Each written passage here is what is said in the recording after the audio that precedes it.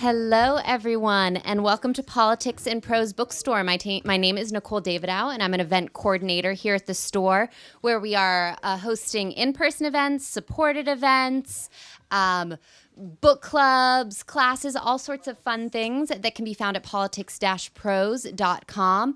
Of special note, our new Wharf and Union Market locations are up and running. They're gorgeous. We're hosting a lot of events there now, so make sure to check those out as well. Before I get started, if everyone could check their phones and make sure they are on silent, it would be much appreciated.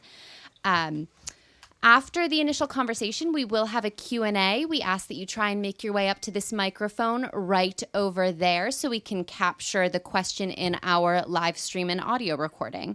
After the event, we'll also ask that you fold up your chairs and put them against something sturdy. That's just to help us out. I'll remind you of all of this later, though.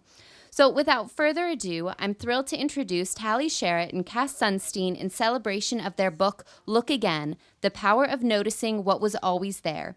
In this wonderful book, neuroscience professor Sharot and Harvard Law professor and presidential advisor Sunstein navigate why we stop noticing both the great and not so great things around us, and how to dishabituate at the office, in the bedroom, at the store, on social media, and in the voting booth. This groundbreaking work, based on decades of research in psychological and biological sciences, illuminates how we can reignite the sparks of joy, innovate, and recognize where improvements urgently need to be made. Sharot is professor of cognitive neuroscience at University College London and MIT. She's the founder and director of the Affective Brain Lab. She's written for outlets including the New York Times, Time, the Washington Post, and more. And has served as an advisor for global companies and government projects. Her work has won her prestigious fellowships and prizes from the Wellcome Trust, American Psychological Society, British Psychological Society, and others. Her popular TED Talks have been accumulated more than 12 million views. She is the author of award-winning books The Optimism Bias and The Influential Mind. Sunstein is the nation's most cited legal scholar who, for the past 15 years, has been at the forefront of behavioral economics. From 2009 to 2012, he has served as the administrator of the White House Office of Information and Regulatory Affairs. Since that time, he has served in the U.S. government in multiple capacities and worked with the United Nations and the World Health Organization, where he chaired the Technical Advisory Group on Behavioral Insights and Sciences for Health during the COVID-19 pandemic. He is the Robert Walmsley University Professor at Harvard Law School, and his book Nudge, co-authored with Richard Thaler, was a national bestseller. In 2018, he was the recipient of the Holberg Prize from the government of Norway, sometimes described as equivalent to the Nobel Prize for Law and the Humanities. Sharot and Sunstein will be in conversation with Ian Shapira. Shapira has been a staff writer at the Washington Post since 2000. He was on the Post team that won the Pulitzer Prize in 2008 for the paper's coverage of the Virginia Tech mass shooting. His recent stories on racism, sexism, sexual assault, and hazing at the Virginia Military Institute won a George Polk Award from Long Island University and the Paul Tobenkin Award for reporting on discrimination from Columbia University. Over the years, he's also written extensively about the lives and deaths of CIA operatives who have died in the line of duty, especially those who perished in the Afghanistan war. Without further ado, please welcome these three fine people to the stage.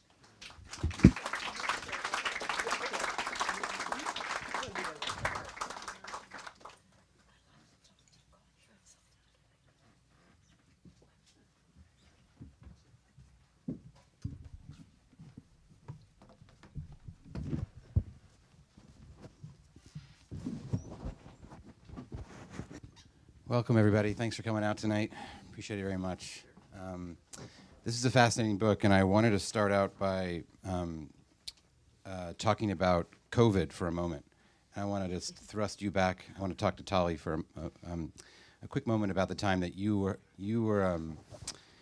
COVID was going on, and you got COVID, and your family exiled you to your basement, I believe. As they should. And you wrote in this section of the book how much you liked being exiled, and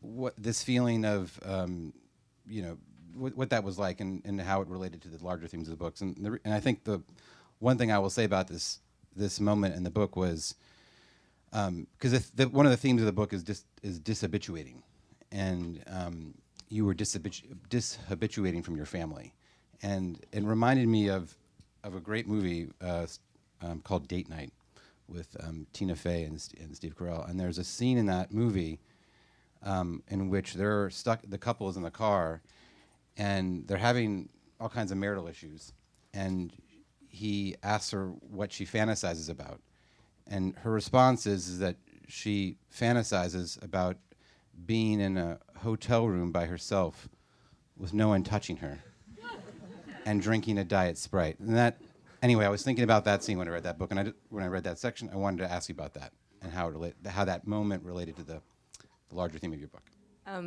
Yeah, it's a really funny movie.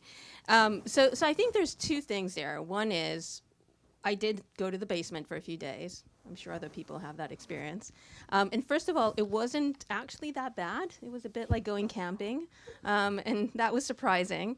But I think the even larger point was after a few days in the basement, I got to go back to the ground floor. And that's when things suddenly looked even better than they did before that, right? Mm-hmm. You suddenly are able to kind of appreciate just like the normal mundane things around you. And, seeing your family again. Yeah. Yeah. And then I'll switch it to Cass, who can talk about this one story as well, and then we can get into the more global picture of the book. But and we were just talking about this in the back room. Cass was recently, I don't know how long ago this was, at a wedding. You were with the esteemed marriage and sex advice sex scholar Esther Perel, and you all talked about how you all talked a lot of things, I guess. But in your book, you talked about again this idea of the need for dishabituation and how our marriages thrive when we see less of each other. And I know, given your own personal situation, that obviously resonates. But given who you're married to, but can you talk a bit about that moment with her? Here you are at a wedding of all places, and what that means and the larger implications. Yeah. Okay, so what you need to know is that the bride was a very good friend, and amazing and beautiful and tall. And she had recently-ish been through a very tough breakup to someone she really loved. And then she met this guy who was tall and charming and loving and adored her. And they were perfect. And it was a great wedding. And there, someone had a sense of humor, is the great theorist of why marriages fizzle out. And people who are amazed by each other start saying, "Oh, you again?" And that's the person I was having dinner with, Esther Perel, who is funny and wise, and whose theory of life is captured in 3 words: fire needs air. Fire needs air. And she's not talking about like what happened in California. She's talking about people who see each other Monday, Tuesday, Wednesday, Thursday, Friday. Where's the air? Fire goes out. That's what she writes about. So here's this amazing dinner at this wedding with really happy people. And she's talking about it's doomed. She wasn't that pessimistic, but she was very clear-headed that things are going to simmer down, let's say, between groom and bride. And that was something that stuck in my mind when we got started on the book. Yeah, you talk a little, early in the book there is this quote, and I think you repeated the quote twice, which told me it was an important quote, and it was, pleasure results from incomplete and intermittent satisfaction of desire. And it was by a guy named Tibor Saitovsky. And I was thinking a lot about that quote particularly in the context of marriage and sex and everything else that you were mentioning. Particularly because it feels like also, I feel like every week there's an article about, at least in the New York Times, there's an article about polyamory, and this notion that like we need to break things up. And you guys talk about this throughout the book in different contexts, not just marriage, but in other things as well.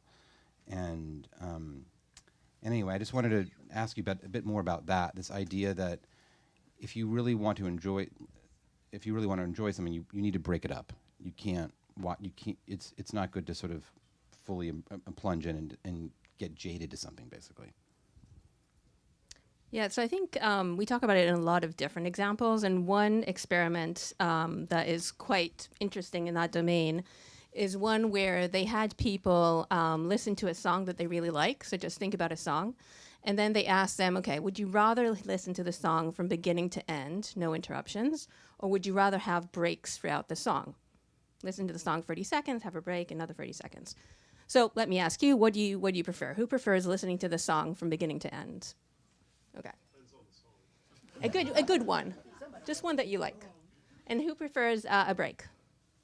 Okay, so most people, and that's, you are reflective of the people who were surveyed, 99% of the people said, I want to listen it from beginning to end, no interruptions, right? Which is obvious. But then when they actually did the experiment, they had one group of people listen it beginning to end, and then the other group had interruptions. They actually found that those people who had breaks enjoyed the song more. And why is that? Well, the idea is that when we experience something that we enjoy, the joy is usually quite high in the beginning, and then it kind of dwindles down a little bit. You still enjoy the song, 2 minutes in, but a bit less in the beginning. But if you have breaks, and the reason it goes down is habituation, which is basically our tendency to respond less and less and less to things that are relatively constant. But if you have the break, then you dishabituate, and then when the song comes back on, the joy goes back up. So overall, they actually experience more joy with the breaks. They did the same experiment with massages, and they found the same thing. Totally counterintuitive, because people say, I want the massage beginning to end, no interruptions, but in fact enjoyed it more when there were breaks in the massages. So that's that. But also, I think going back to the idea of just real life, there's this idea that maybe breaks from life.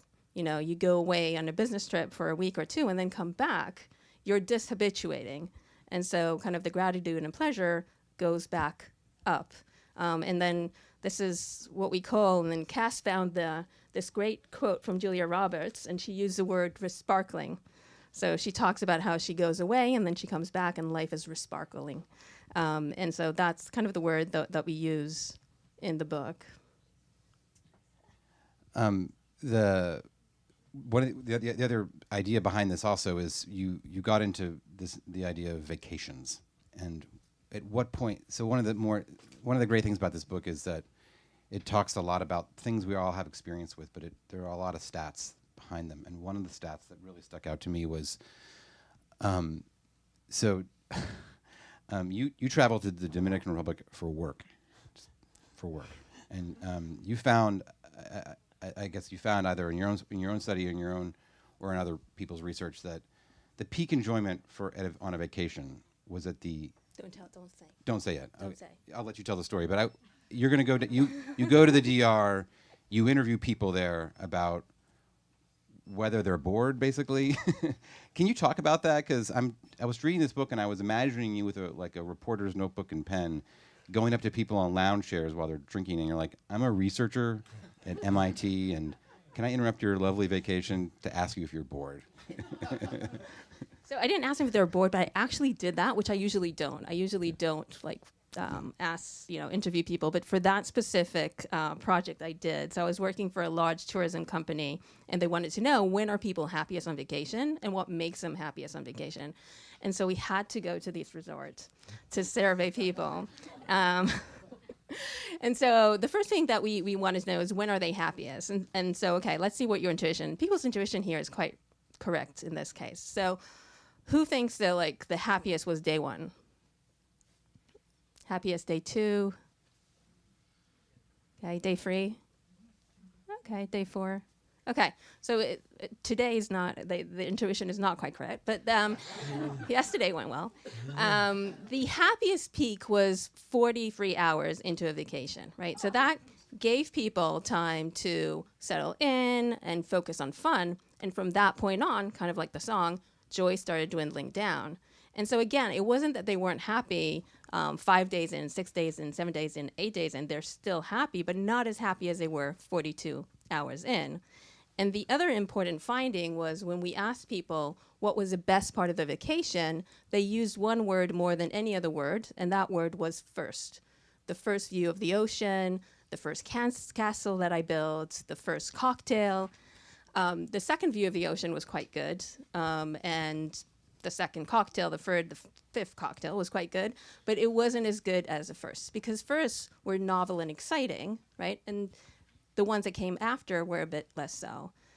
So that is our vacation story. Got it. Cass, did you have any similar experiences? Could you relate to that? I could completely relate to that. I'm thinking that here we are in Washington, D.C. How many of you thought within the last 24 hours, my gosh, what we have within a few miles of us, and looked at something and thought, how did I get so lucky as to be here? And that's great. That's great.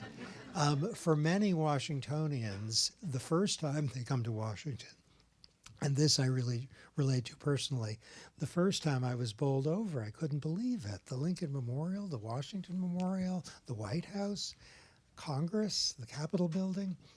But after you've been here a while, you may be, and many of you have, been amazed. But many people habituate, meaning they are less and less sensitive. It's not the first. It's not 43 hours in. It's 72 or 98 or whatever. I relate to that, and doing the book has helped me to see, this bookstore is a national treasure. And maybe those of us who are here think that. I just haven't been here. I haven't been in this bookstore for a few weeks. To be here, having not seen it for a few weeks, my gosh.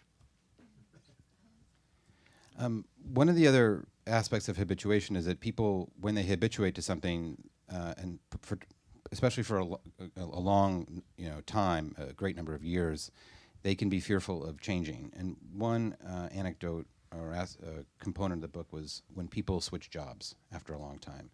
And you talk about in your book, you mentioned a statistic in the book that kind of shocked me actually, which was that 40% of people who leave for new jobs wind up resigning after 6 months. And I wanted to see if you could expand on that a little more. And your advice in the end was, listen, you should maybe stick it out a little longer than that. But can you talk a bit about that finding and the anecdotes? Yeah, I'll tell you a personal story that my wife had a job in New York a few years ago, and I had to follow her. And I was so miserable, I can't tell you. It was New York, it was noisy, it was crowded, it wasn't D.C., everything was bad. You can't sleep in New York. Has anyone tried? And I called a friend and said, I'm losing my mind. And he happened to be a psychologist, a professor psychologist. And he said, Cass, don't worry about it. You're going to adapt. Within 6 weeks, you will have habituated to New York. And the things that you hate now will seem like background noise that you barely hear, or furniture that you're used to and you don't notice. So he basically said, what's awful, you're going to stop noticing. And he was completely right. Now, for people who change jobs, you go to a new job, and we've all had this experience, yes? In the first weeks, there will be 5 things that will be horrible. They'll be like New York City for this country boy. You can tell from my accent, I was raised in, can't you? It sounds kind of southern, and I was suburban rather than country, but New York was jarring. If you go to a new job, you'll have a new boss, you'll have a new office, maybe the coffee's terrible, maybe how to find the things you need to find is not easy, and the weeks might be exhilarating but horrible, And so after the horribleness of weeks, people say, get me out of Manhattan. And that's what the data shows. Well, that sort of dovetails a little bit too with another part of the book too, where you talk about this need to you have to sort of habituate a little bit to overcome some of your anxieties or fears, and you talked a lot about this idea of, and I was talking to Tali before this about exposure therapy, and so there's many sections of the book where where you talk about the need to habituate to overcome fears, and one of my fears, at least personally, is flying, and I do it all the time, but I hate it. I'm fine when it's cruising, but when there's turbulence, I'm like gripping my wife's arms, and maybe a stranger's. And so I was thinking a lot about this, and the need, and this paradox where if you have a fear, you're supposed to sort of expose yourself to it to overcome that fear. But the catch is, as you say, people don't do this. So I wanted to ask you about that and what kind of research you found on that. Yeah, so we've so far talked a little bit about habituation, all the bad things. You habituate to the good things around you, and so you don't get the joy. But habituation is there because it has a lot of advantages, and it's adaptive in many ways. And one point that suggests that is actually people who have problems in habituation tend to have mental health problems. So in fact, mental health conditions, almost every mental health condition is associated with one type of disruption to habituation. So one example is depression. So people with depression habituate to bad events in their life slower. One example, at the University of Miami, Professor Aaron Heller did a study where he asked students who just got the result of a really important exam how they were feeling. And he found that people who got bad grades, they felt bad, right? But interestingly, it didn't matter if they had depression symptoms or history of depression or not. Everyone felt bad to the same extent, more or less. What differentiated those people who had depression from those who didn't is that those individuals who had depression, it took them much longer to bounce back, right? The habituation to these negative feelings took much longer. They kept ruminating, thinking about this bad grade and not being able to move forward, while individuals without a history of depression, they kind of bounced back much faster.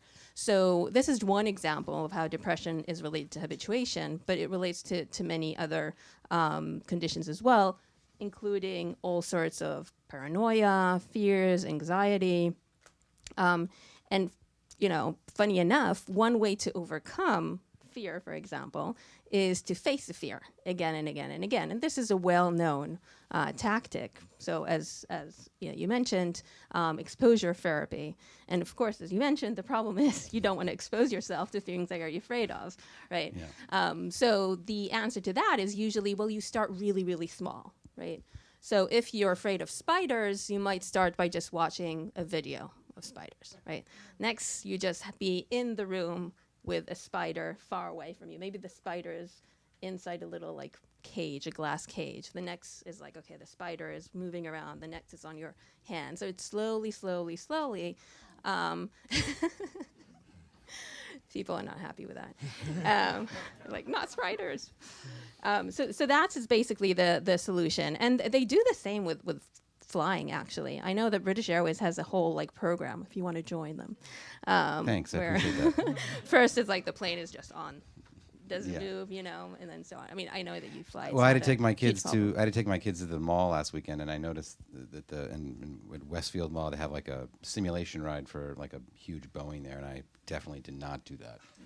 But I wanted to ask you guys a little bit too about how habituation can lead to bad things, basically. And there were a couple different things that really stuck out to me. One was this notion of risk habituation, and I'm thinking, although you didn't mention in the book, you talked about a guy, Joe Burris, who then made me. And I want you all to talk about Joe Burris, who was basically like a Houdini type, who liked to be buried underground and to escape.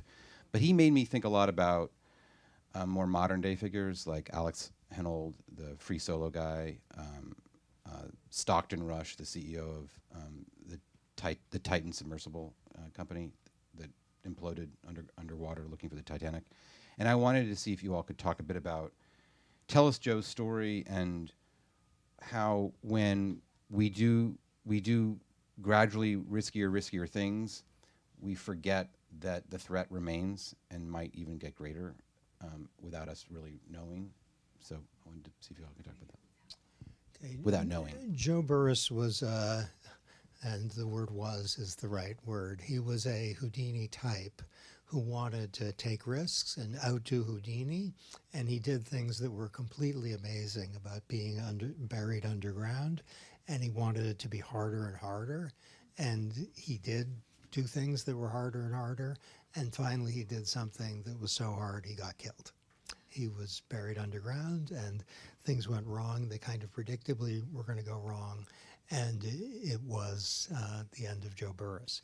And what's instructive about that is that if you keep running a risk, you will be less attuned to the dangers that are associated with it.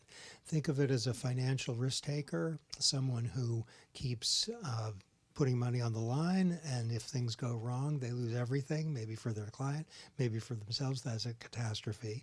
Or someone who's a race car driver, who's really good at it, and runs risks and dishabituates and habituates to the associated danger, and so doesn't worry about it.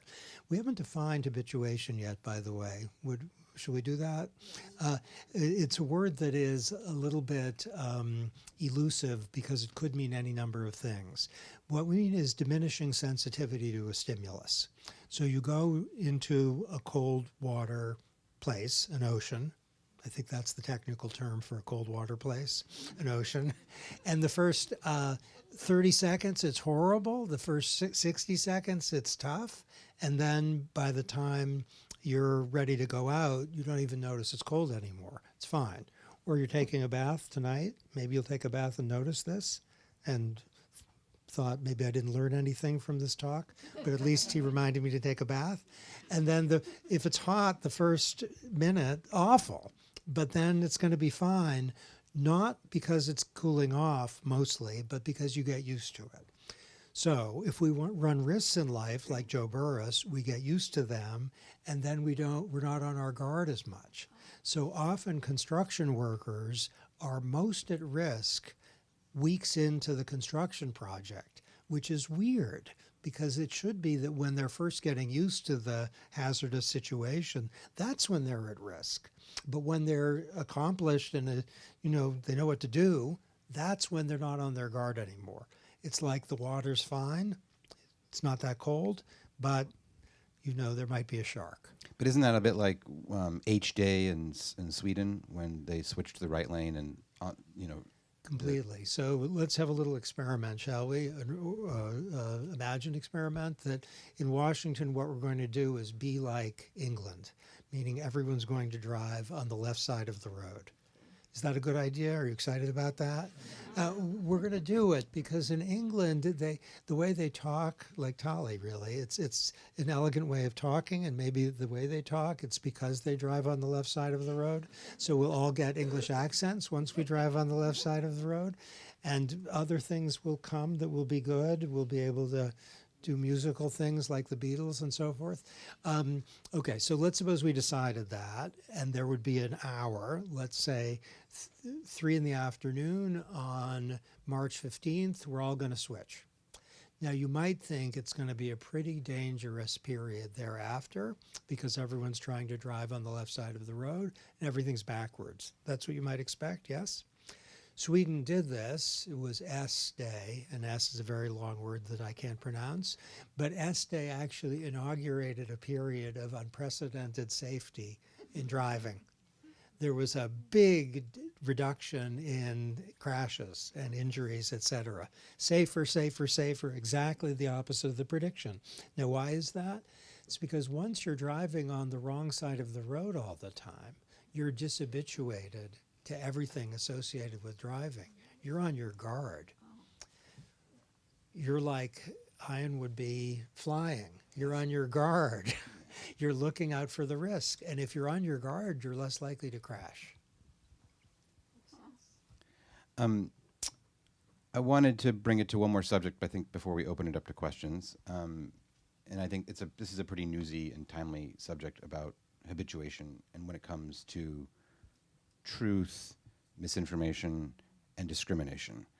And you had talked about, and one of the anecdotes in the book was about our humans, how our brains become less sensitive to falsehoods, and you talked about the illusory truth effect, where we believe people who are lying to us, who are just liars, basically. You mentioned an influencer who was talking about how if we all eat ostrich eggs, we'll increase our fertility, and if we eat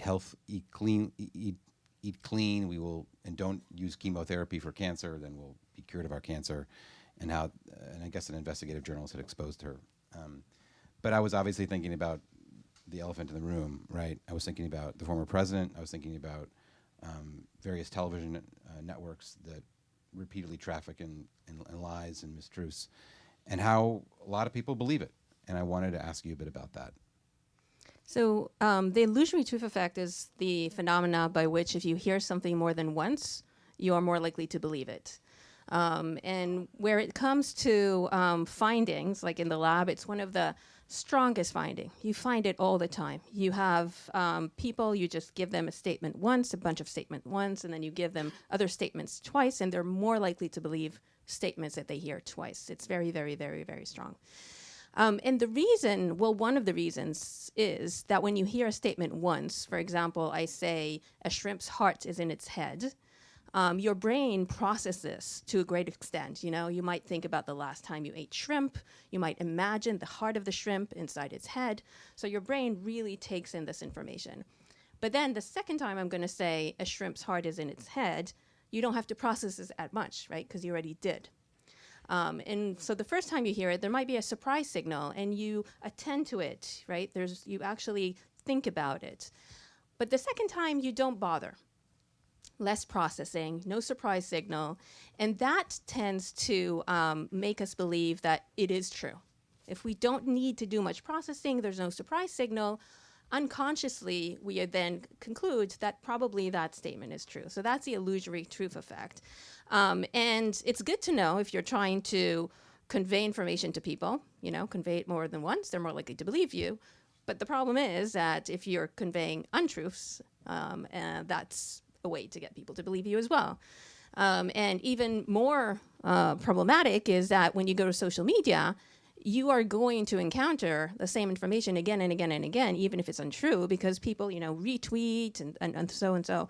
So it's especially a large problem nowadays that it's a way to spread misinformation quite easily.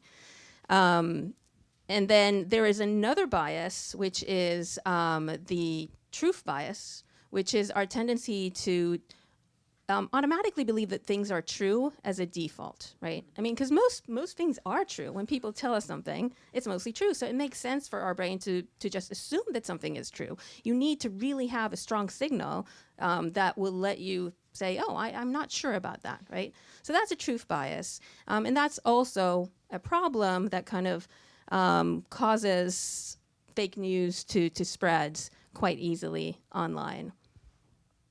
Cass, did you want to chime in on that? Yeah, so there's a little rule of thumb that the human brain and also the canine brain and the equine brain follows, which is easier, truthier. Easier, truthier. So if it's easy to process, then it seems more truthful. So if there's a really complicated account, we might be screwing this all up because some of what we've been saying is complicated. But we're going to repeat it. We're going to repeat it so much. If it's easy to process, people tend to believe it. If it's complicated, less likely. And the first time it's complicated. Last thing I wanted to bring up too was just how we get habituated to racism and misogyny and all that. And Cass, you had a troubling account when you visited South Africa And can you talk about that when a judge called you something? Yeah. So, so when South Africa was abandoning apartheid, the white government asked some constitutional law people from the United States to come in and help them. And I was a little nervous about this because it was the white government, but I was assured that these people really hated apartheid and were trying to come up with the ground rules for abolishing apartheid. And the assurance turned out to be true. They were facilitators of the elimination of apartheid in South Africa. The judge who was in charge, I think he was the Chief Justice of the Supreme Court at the time, was someone whom we connected. I really liked him, and I thought he was sharp and human and just really good. And then at the final dinner, we had a celebratory dinner, he said the following 6 words: Sunstein, Sunstein, Sunstein, Sunstein, Sunstein, Sunstein. That's what he said. That didn't seem like the friendliest thing ever. He just repeated my last name 6 times, and I looked at him quizzically. Why would he do that? If you were drunk, then you'd do something else. and he said, we have a Jew on our court. We call him the gentle Jew. And he said it as if it was a charming and mildly funny statement, as if gentle and Jew was kind of incongruous. And I thought, I don't like this guy quite as much as I did 45 seconds ago. And there was that, but what was more noteworthy is I looked around this table of august, good people getting rid of apartheid, and not one of them thought something unusual had happened. I looked around at my then friends, as if, is he got a problem? Was my eyes were saying, and they were not registering that my eyes were speaking to them. Now, was I profoundly offended? No. Did I enjoy that? No. Did I learn something from that? Absolutely. Which was, among that community, some form of, let's say, not hateful but not inclusive anti-Semitism was in play. They habituated to it. If in places I'm familiar with in the United States, someone repeated the last name of someone that had some ethnic thing 6 times and said they're the something Catholic, that would be really antisocial. And other people would think, what? There'd be a surprise signal. Okay, so the sign of you're not habituated is there's a surprise signal. That's why hot water initially, my gosh, that's why New York initially, got to get out of here. Sorry, New York lovers. I love New York too, now, but there was a time I didn't. But there was no surprise signal for them. And that's how racism and sexism and various forms of ism work. There isn't a surprise signal when something happens. So there's a book, maybe it's in this store, called Sexual Harassment of Working Women by Catherine McKinnon, 1985, I think. It publicly named sexual harassment for the first time. And it was full of stories of sexual harassment. And after you, as well as very precise legal analysis, and after you read the book, you couldn't be habituated to sexual harassment anymore. If you were before, after you'd think, surprise signal. With that, we'll leave it. We'll bring out some questions. I will say on one note, on a personal note, I really related to that section in one respect, because for the last few years I was writing for the Washington Post about a military college in Lexington, Virginia, called the Virginia Military Institute, and I had never been there before. I had barely heard of it, and when I got down there, I was just stunned by all the Confederacy tributes, all smothered across the campus, including this enormous statue of Stonewall Jackson that stood in the middle of the campus, right in front of the student dorms, the barracks, and I was just stunned by it. It's one thing to study Stonewall Jackson.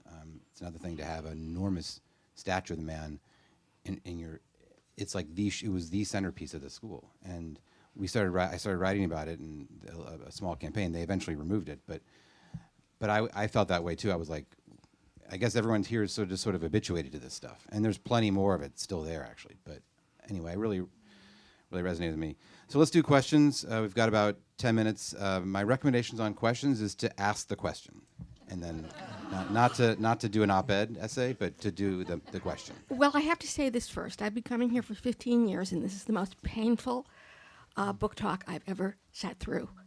I met my husband first year in law school, September 1969. I lost him 27 years ago, 2 days ago. As of 2 days ago, we spoke every single day, from the first day we met till the night before he died. I never got tired of it. We didn't get dishabituated. I enjoyed every single day I was married to him. I hope you consider that there are other ways of being married than you presented here. Can I say first, there's a phrase whose meaning resonates, I don't know, for me, as if I've dishabituated to it, that I want to say to you, which is, may his memory be a blessing. Thank you. He was a roommate of Mark Keshnitz, by the way. Friend of mine, who was a roommate of mine at Harvard Law School. Exactly.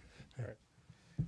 Thank you. I have to call you Professor Sunstein because you taught me elements of the law at Chicago in 2007. But looking forward to reading the book. Kind of along the lines that we were discussing, when we think about democracy and some of these other ideals like the rule of law, which there seems to be a gray area about some of these concepts in some people's minds. How do we deal with when those ideals that are central to who we are become dishabituated in American society? And how do we get that spark again on some of these founding ideals? Okay, let's back up a little bit, if we might. So Tali referred to resparkling, which was almost the title of the book, a little secret for you. And resparkling we get from Julia Roberts, the actor, who says, in describing her best day, I make breakfast for my kids, I take them to school, I get ready to have lunch with my husband. Then she stops herself and she says, it's boring. She says, because of my job, where I have to go away for weeks, I come back and it resparkles. It's full of pixie dust. That's what she says about her experience of her family.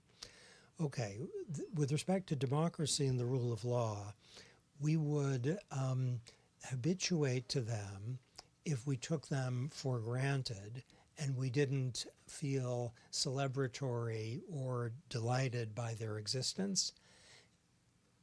Right? So I'm saying the rule of law can be like a family that we love and are comfortable with, but it's not like got stars around it. Now, if you have a society which is democratic and has the rule of law, which people accept as furniture, that's not bad. That's kind of a gift. It's only if it's under threat that the fact that it's actually under threat, that the fact that it's taken for granted and not cherished and grown is a problem. So to habituate to the rule of law is okay. To habituate to the deterioration in the rule of law would not be okay. And so we have a discussion in the book of Hitler's rise, where people who were there at the time when the rule of law and democracy were both obliterated said it didn't happen all at once. It was in increments. It happened step by step. So people under Hitler, some of them knew what was coming kind of early, some of them didn't, but they said it was in a way like a field of corn where the corn's growing and growing and growing, the stalks are, and pretty soon it's over your head and you didn't even notice.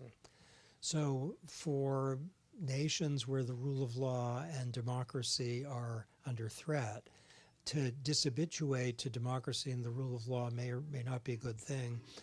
Not to habituate to challenges to the rule of law and democracy. Is this clear? That's really important. So let's name a country. I'm just going to name one. Germany. If in Germany the rule of law and democracy are under threat, for people to say that, well, it's a little worse today than it was yesterday, and tomorrow's probably going to be a little worse still, and life is full of cycles. That's dangerous. Thank you. Thank you. Hi, thank you for inviting me today. I'm happy to come here. So I wanted to appreciate your discussion about kind of what the example of Catherine McKinnon, right? And I actually had her for law school and read that book. And in it, she talks about raising the arm and saying, is this the arm? And kind of acting or really calling to account. So my question is, even in the example you gave in South Africa, for many of us who are perhaps not the majority in things or have different points of view, and actually, particularly in the context of civil rights, it's sometimes dangerous to speak out or to do something, and it's easier to kind of habituate, right? And so my question is, what is one to do in that situation? And particularly, like for me, I've always, not always, mostly been a rabble riser and wanting to speak out, but there's always that cost, and it feels so personally tiring, right? And so what is the responsibility for the rest of the majority in that situation? And then what is and what is my role as well, because I'm habituated to those situations.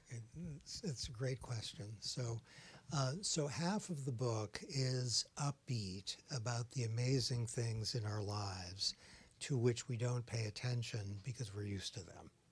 And each of us has some things that are amazing to which we might pay more attention than we do. But half of the book is about the difficult things in our lives that we've habituated to, that we ought to notice. And that's what you're on. So Tocqueville says, is it a blessing of God or, alas, malediction of his anger? It's beautiful writing, yes? Is it a blessing of God or, alas, malediction of his anger? That disposition of humanity, now I'm going to paraphrase, that gives people a kind of taste for the cause of their afflictions.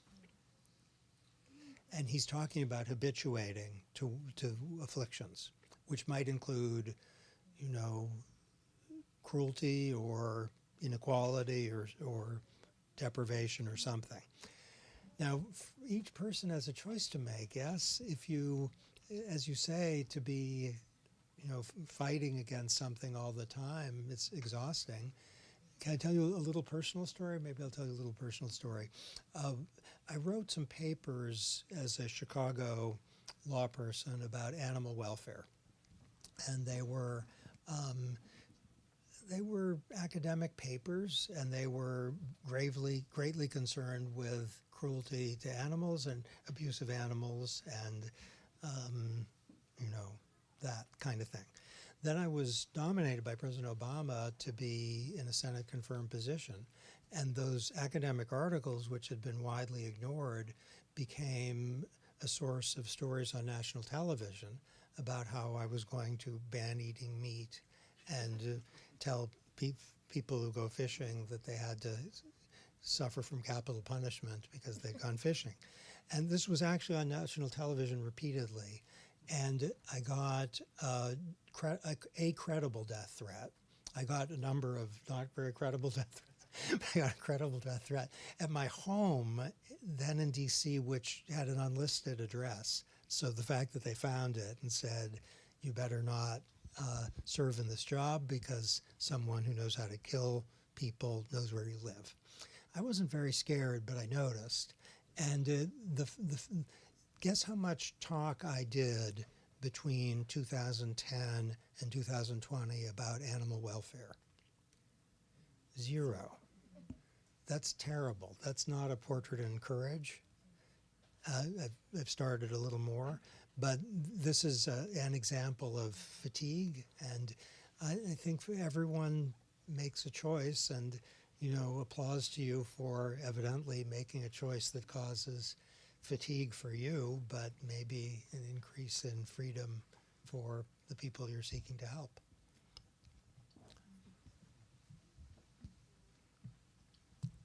Good evening.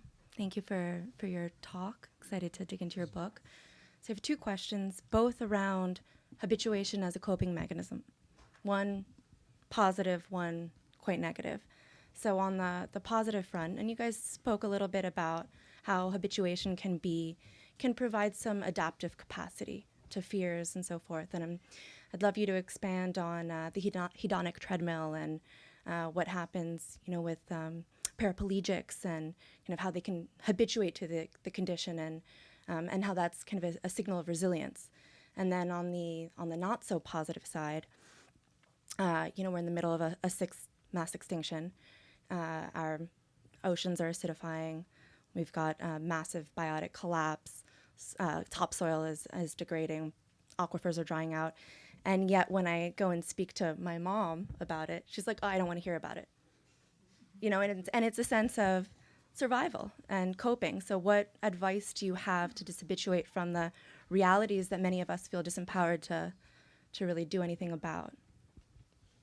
Okay, so we can start with the hedonic treadmill, which is a really well-established phenomena by which things can make us happy, right? But over time, after that thing happened, we tend to go back to a baseline. So we each have kind of a baseline of happiness, which we tend to kind of go back to, more or less, right? So really good things happen, and then we go back to baseline, as well as really, really bad things happen, and then we go back to baseline. And the data on this is quite surprising. I mean, for example, divorce causes a significant decrease in happiness, but interestingly, within about 2 years, people go back to their baseline level of happiness. And even worse things like other loss of loved ones as well, you see the same trend. And that does not mean that a happiness doesn't change throughout age, because, for example, there's a really interesting U-shape of happiness throughout age. So happiness starts quite high in kids and teenagers, and then it goes down, down, down, reaches rock bottom in your midlife. But then, on average, everything that we say is on average, right? There's going to be exceptions for everything, tons of exceptions. But then it actually surprisingly goes back up. So it starts climbing up, and it stays up until the last couple of years of life on average. So your baseline happiness will change for all sorts of reasons, but people do tend to kind of like bounce back, both from the bad things, but also go back down after the good things. And so part of this is habituation. Part of this is things are related to habituation, which is we adapt. So, okay, so you go for divorce, and then you do stuff, right? You go out, you meet other people, right? Or so you do stuff to get over and get back to your baseline. But there is an adaptive element to this. Obviously, habituating to the bad stuff is adaptive, that's clear, but also habituating to the good stuff, because imagine your first job, your first entry-level job. You're super excited and happy about this job, but what would happen if you continue to be super excited and happy about this job 10 years later, right? You wouldn't be motivated to go ahead and get that next promotion. So in some ways, motivating to the good is what driving us forward, right? We say in the book, we probably wouldn't have all the technology and all the progress that we had without habituating to the good stuff as well. Then there was about information avoidance, I think. It was, you're talking to your mom about climate change and she doesn't want to hear. Yeah. And that's, it's a super, so we're both interested in, and we've done some work about this together, which is not in this book actually, about what kind of information people want to know and they seek out, and what kind of information they want to avoid. And one of the things that people don't like to know about are things that make them feel bad. Right, so we do try to avoid information that causes us anxiety.